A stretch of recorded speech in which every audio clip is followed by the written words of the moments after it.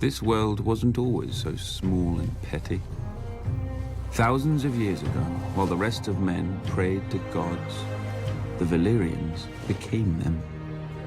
Through magic or sheer will, they mastered the greatest creatures in history. A horse grants man dominion over the land, a ship over the sea. But dragons gave us the sky, and everything and everyone beneath it. At its height, my ancestors ruled the known world. Whatever parts we didn't weren't worth knowing. Our capital of Valeria shamed the magnificent cities of the east, for hammers and chisels were no match for dragon fire and sorcery. It was a city and an empire built to last until the end of time. It didn't. 400 years ago, the doom fell on Valeria. Mountains cracked open like eggs, lakes and rivers boiled, fountains of fire, ash and smoke spewed from the ground, so high and so hot that even dragons burned in flight. The land splintered, and the angry sea rushed in. In hours, the greatest city in history became history. But my ancestors didn't burn or drown with the rest of their race. 12 years before the doom, despite the sneers of his rivals, Aegon Targaryen abandoned the capital with his family. Legends claim that his daughter foresaw the destruction of the city in a dream. More likely, Aegon met with some mishap at court and chose exile over execution.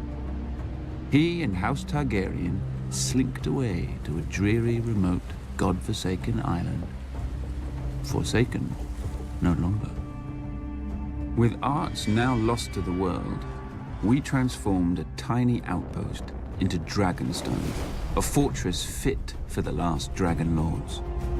Then Aenar's descendants settled into it like a tomb for their lost homeland. Until Aegon. When he looked east, he saw the past, old, tired, dead. But when he looked west, he saw the future. Gold in the ground, gold in the fields, and no dragons in the sky but his. He and his sisters, Rhaenys and Visenya, flew over the great continent, ostensibly visitors to a strange land.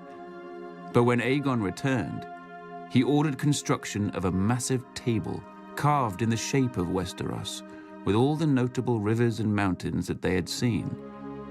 A personal map of the Seven Kingdoms, then ruled by 7 squabbling families.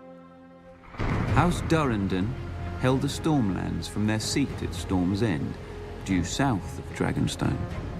House Horror of the Iron Islands had also conquered and enslaved the Riverlands, and ruled them from Harrenhal, a monstrous castle rising on the shore of the God's Eye.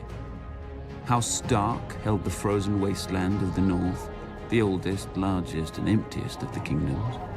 House Lannister held the Westerlands, the wealthiest kingdom, thanks to their gold mines. House Gardner held the Reach, the second wealthiest kingdom, thanks to their crops. House Arryn held the Vale, or rather the Vale held them. The mountains were impassable, except through the Bloody Gate, which had never been taken.